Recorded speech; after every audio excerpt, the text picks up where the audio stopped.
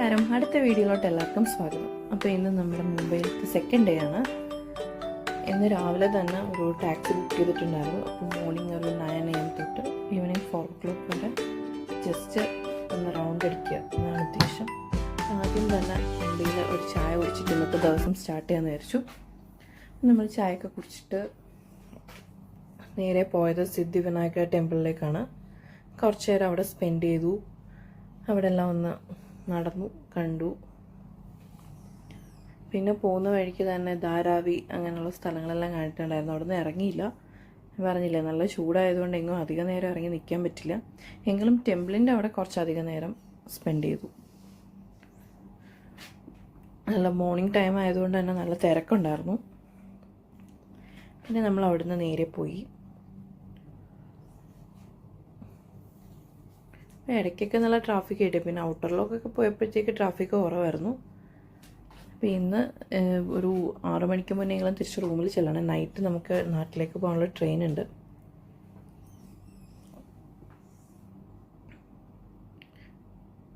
ഇങ്ങനെ ടാക്സി എടുത്തിട്ട് പോകുന്നത് കൊണ്ട് തന്നെ അധികം എങ്ങും നമ്മളെ സ്ഥലം കണ്ടുപിടിച്ച് പോകേണ്ട ആവശ്യമില്ല, അവർ നമ്മളെ കൊണ്ടുപോയിക്കോളും. അതാ ബെറ്റർ എന്ന് എനിക്ക് തോന്നി. നമ്മൾ വണ്ടി എടുത്തിട്ട് പോവുകയാണെങ്കിൽ നമുക്ക് അറിയാത്ത സ്ഥലത്തൊക്കെ നമ്മൾ പെട്ടു. പുള്ളി ഇങ്ങനെ പോകുന്ന വഴിക്ക് തന്നെ ഓരോ ബിൽഡിങ്സിൻ്റെ ഇങ്ങനെയൊക്കെ കാണിച്ചു തരുന്നുണ്ടായിരുന്നു. പഴയ കുറേ ബിൽഡിങ്സ് അതിപ്പോഴും അതുപോലെ തന്നെ മെയിൻറ്റെയിൻ ചെയ്ത് പോകുന്നത്. പിന്നെ പുതിയ സ്ഥലങ്ങൾ. പിന്നെ ഇന്നലെ നൈറ്റ് കണ്ട സീലിംഗ് ബ്രിഡ്ജൊക്കെ ഇന്ന് മോർണിംഗ് വീണ്ടും കണ്ടു.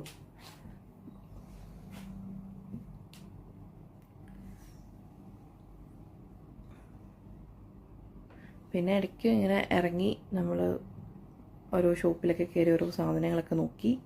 ബട്ട് അധികം ഷോപ്പിംഗ് ഒന്നും ചെയ്തില്ല.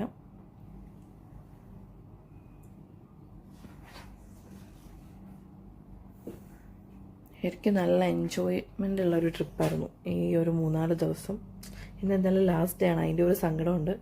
കാരണം ഇന്നത്തോടു കൂടി ഈ ട്രിപ്പ് തീരും. അത് കഴിഞ്ഞിട്ട് ചേട്ടനും ചേച്ചി നേരെ ദുബൈക്കും ഞങ്ങൾ തിരിച്ച് നാട്ടിലേക്കും പോവും. കുറേ നഗര കാഴ്ചകളും കുറേ ബിൽഡിങ്സും ഒക്കെ കണ്ടിട്ട് നമ്മൾ നേരെ പോയത് ഗേറ്റ് വേ ഓഫ് ഇന്ത്യയുടെ അടുത്താണ്. അവിടെ ചെന്ന് ഗേറ്റ് വേ ഓഫ് ഇന്ത്യ, അതുപോലെ തന്നെ താജ് ഹോട്ടലൊക്കെ കണ്ടു. അവിടെ നിന്ന് കുറച്ച് ഫോട്ടോസൊക്കെ എടുത്തു.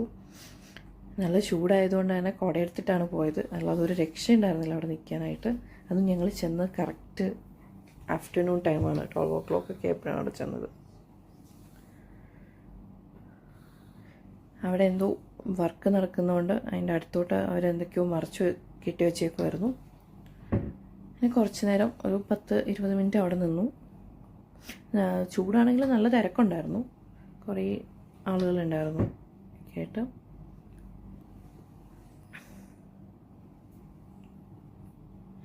ശരിക്കും പറഞ്ഞാൽ ഇതൊക്കെ എൻജോയ് ചെയ്യണമെങ്കിൽ കുറച്ചും കൂടി ടെമ്പറേച്ചറൊക്കെ കുറഞ്ഞിരിക്കുന്ന സമയത്ത് വന്നാൽ കുറച്ച് നേരം അവർക്ക് ഇരിക്കാനൊക്കെ തോന്നത്തുള്ളൂ. ഇത് ഒരു 10 മിനിറ്റ് നിൽക്കുമ്പോഴൊക്കെ തന്നെ നമ്മൾ നന്നായിട്ട് വേർത്ത് കുളിക്കും.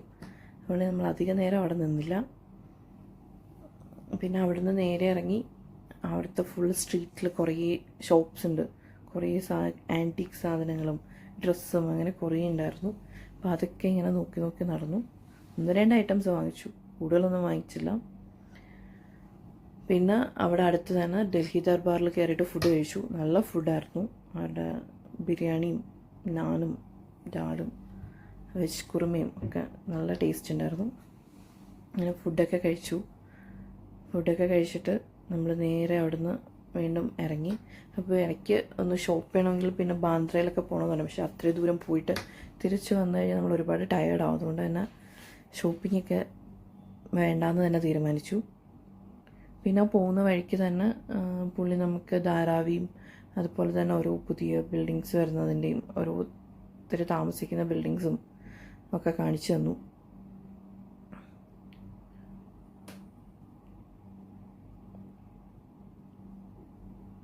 ശരിക്കും പറഞ്ഞാൽ മിക്ക പ്ലേസും നമ്മൾ കാണുമ്പോഴത്തേക്ക് എന്താണെന്നറിയില്ല.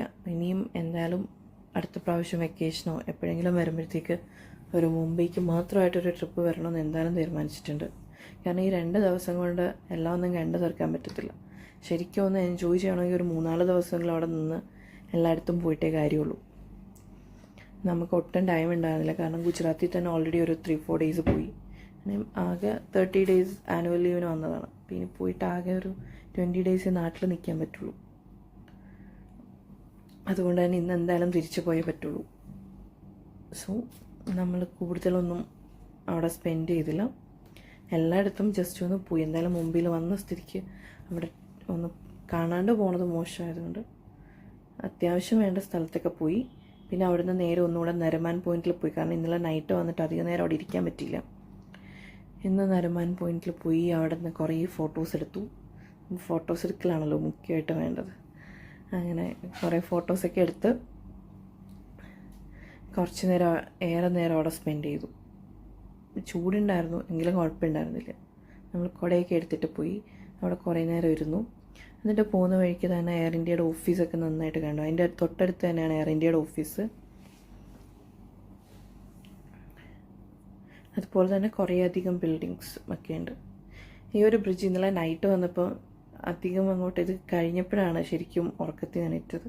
അപ്പോൾ ഇന്ന് വീണ്ടും ആ ബ്രിഡ്ജ് ഇങ്ങനെ ഗ്ലാസ്സൊക്കെ വെച്ചിട്ട് കവർ ചെയ്ത പോലത്തെയാണ്, ഒരു അണ്ടർപാസ് പോലെയാണ് പോകുന്നത്. അത് കുറേ ദൂരെ ഉണ്ടായിരുന്നു. ഇതുപോലത്തെ 1-2 സ്ഥലത്ത് കണ്ടിട്ടുണ്ടായിരുന്നത്. ഇത് അണ്ടർപാസ് ആ ഒരു ടണലിലേക്ക് കയറുന്ന വഴിയാണ്. ഇതെല്ലാം കഴിഞ്ഞപ്പോൾ തന്നെ ഏകദേശം ഒരു 4 മണി ആയിട്ടുണ്ടായിരുന്നു. പിന്നെ നമ്മൾ അധിക സമയം നിന്നില്ല. കാരണം ഇനിയും ഒന്ന് പോയിട്ട് ഒന്ന് റെസ്റ്റ് എടുത്തിട്ട് വേണം നൈറ്റ് പോകാനായിട്ട്. ഇനി ഒരു ദിവസം ഫുള്ള് ട്രെയിനിലിരിക്കാനുള്ളതാണ്. അപ്പോൾ നമ്മൾ അധിക സമയം നിന്നില്ല, നേരെ റൂമിൽ പോയി. അപ്പോൾ ഇനി നാട്ടിലത്തെ വീഡിയോസായിട്ട് വരുന്നവരെ എല്ലാവർക്കും താങ്ക് യു. ബൈ.